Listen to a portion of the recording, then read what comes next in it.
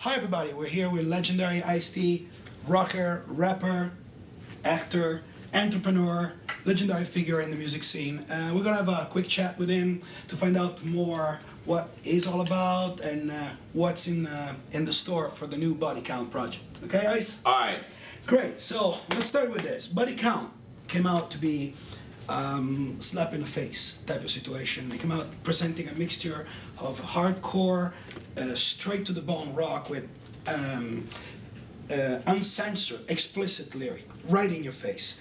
How does it feel to be considered as a role model for such monster bands of today like Rage Against the Machine and Bad Brains and Limp Bizkit and bands like that? I mean, the whole concept with Body Count was is to create a rock band that was based around issues I deal with in the street on a daily level. You know what I'm saying? When you go to Europe and you do hip hop, they mosh. The mosh pit moves. So when I knew that, I was like, more willing to do something that was fast and aggressive when it was time to make this band. Ernie and them have been friends with me for years, and so when we decided to design this band, I say it's got to be hard and aggressive. And I can only sing about what I know about, and that's just what goes on in the streets daily. So we just put it out there. It's intentionally not meant to be a rap band. I try to deliver the lyrics different than the syncopated way you do it with rap. Some of the other rock bands like Limp Bizkit and stuff like that, they use a rap staccato, they rap it. But we intentionally try not to rap it, to make it just be true rock. And you influenced a lot of people, I have to say. So what about you? Who influenced you? Who brought you to be the Ice-T that everybody knows? I mean, me, myself, I've only admired like outrageous cats, in my life. I think James Brown was the first person I knew that was doing something different. There was black music and it was like nigga music. If you went to see James Brown, that was the niggas, George Clinton, Parliament, that was that hardcore stuff. You never knew when you went to see George Clinton if somebody was gonna come out on stage butt naked. They didn't care, and that was the aggressive. That was like the outlaw music of my time when I was coming up. If you was listening to Parliament, if you was listening to James Brown, you was listening to the real ghetto music. And then since then, I got involved with rock early in my life because my cousin I lived with, he only listened to the rock channel and I couldn't touch his radio. So I was introduced to Jimi Hendrix and then other groups, hard groups, everything from Blue Oyster Cult to Sabbath to, and moved into the punk era. I was into groups like Minor Threat and Fugazi and especially like radical groups like Black Flag, and then moving on into the faster groups like Slayer and hard and loud groups like Napalm Death and Cannibal Corpse. Whoa. That's fairly hardcore. Yeah. Well, listen, since the early days of Body Count, we as a nation or as a society, we've been through a lot of, I would say that first a lot of years went by and we went through a lot of wars, a lot of cultural, social and political changes. How a band like Body Count and an artist like yourself, always controversial and socially aware, fit into today's scene or the fact of today's life? I just think that with pop music, you basically sing what everybody wants to hear. In a pop world, everything is okay. Life is good. Let's just dance, party, and have fun. But I don't care what time you deal with in the world, controversy is always there. Whether we just talking right before this interview and we're talking about the controversy of our neighborhood or the controversy of just, how people treat me maybe when I'm trying to check into this hotel or, what goes on globally. It's always going to be some controversy out there. The question is, are you willing to listen to it and comment on it or turn a blind eye to it? And I've always been somebody that loved to comment on it, you know what I'm saying? But it was harder to write music when Clinton was in office because Clinton kind of like put us all into this other zone where you felt the country was okay. He getting high, having sex in the White House. I mean, how you going to get mad? I mean, he's just living, you're not going to run into people that's really too mad at Clinton. Now, when you get Bushes in there, now you got problems. All of a sudden, we're in a war that we can't get out of. We got situations going crazy, terrorists running around, 9/11, so it's kind of like when you put a a dangerous person as our president, dangerous things happen. If you put a peaceful person, and more than likely you'll have a peaceful time. So it's perfect timing for Body Count to come out with a new album because the world is going crazy right now. Couldn't agree more. And I think personally that a lot of artists like you guys, or you know, I would say like early star of rap like NWA or even like Beastie Boys, in the beginning, the message the rappers, and I don't want to just limitate your personality into the rap scene, but obviously you're very known as a rapper. So I'm trying to accommodate your message with a lot of these bands that always have like again a social thing. It's something that goes a little beyond just the music itself.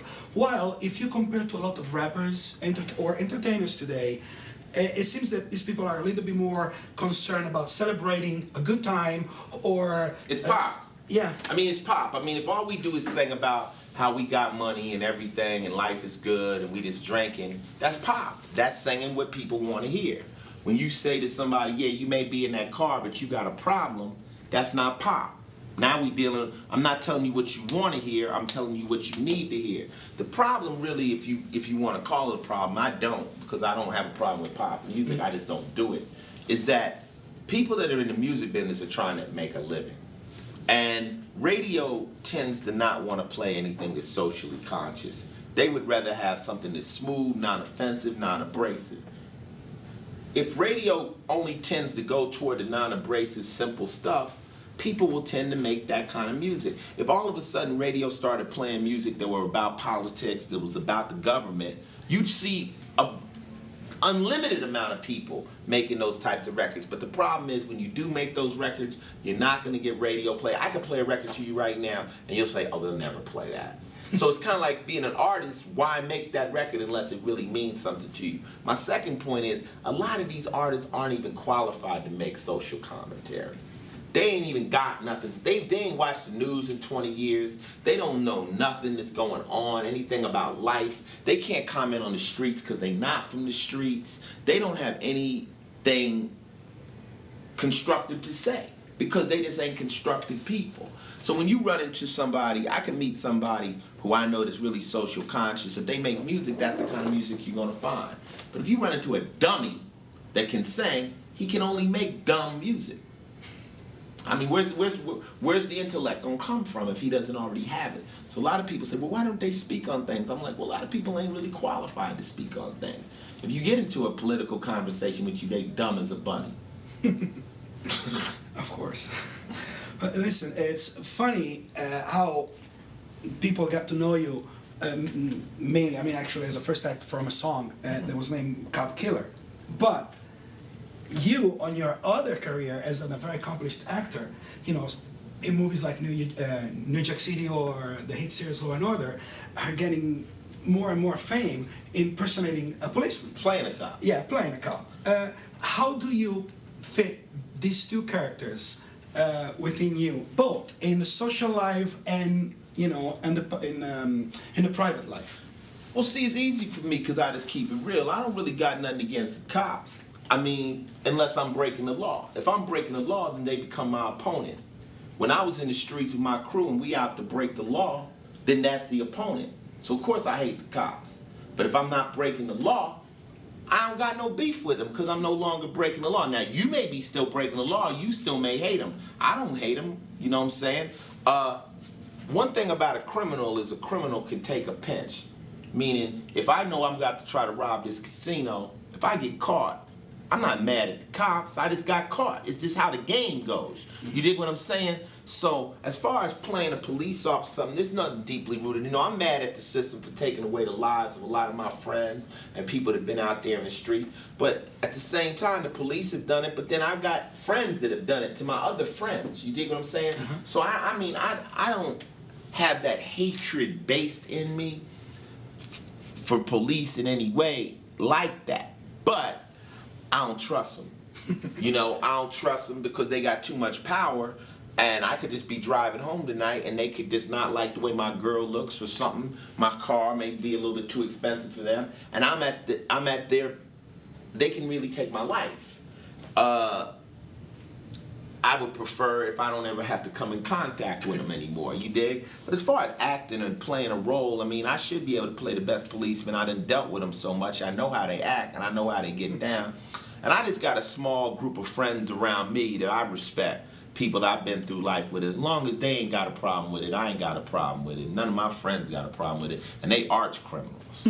They like, get your money, man. You know what I'm saying? Get your money, you know? That's all that matters. So, and then what is about both music and acting can give you the most satisfaction? Music gives me more satisfaction in reality because when I get complimented on my music, I know it's all me. I know when somebody says, I like your music, I know that's me. I wrote the music, I wrote the lyrics, that was my voice. Acting is part of me. It's somebody else wrote the script, it's part. I mean, the day I direct my own film and act in it, that'll be when I'll take that full rush from acting.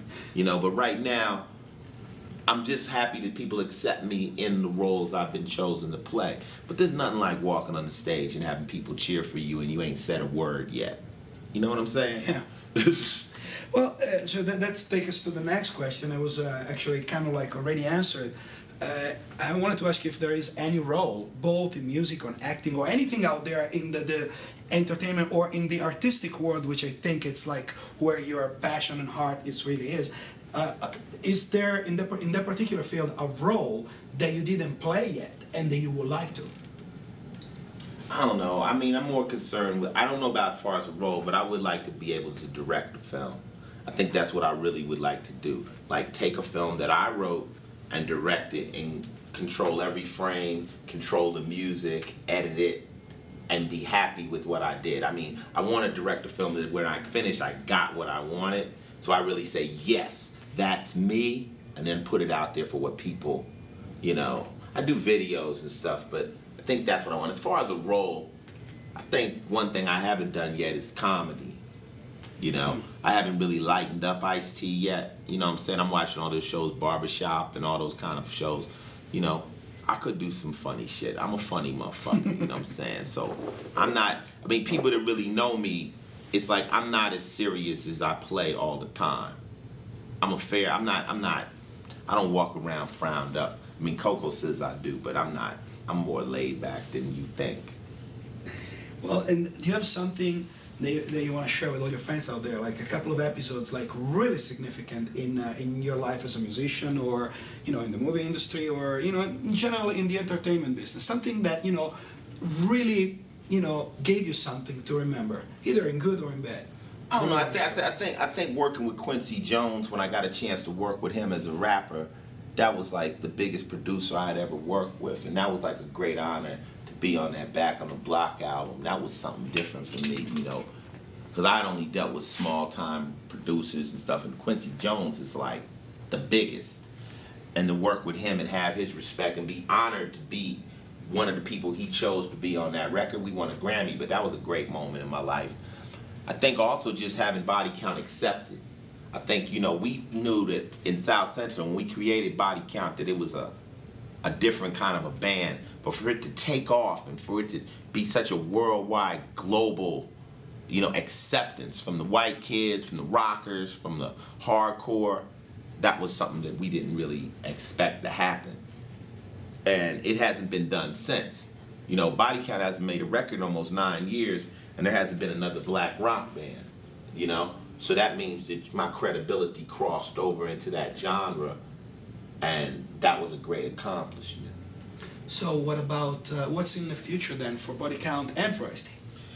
I don't know, man. I mean, Body Count right now, we're working on this new album, you know, but I'm really strategically trying to write songs one by one. I want to make it a great album. I could take 10 tracks and write 10 songs tonight, but I'm trying to pick it and make it really good, you know. And we're gonna put the group back out there, do some touring, have some fun with that, because I can still do it.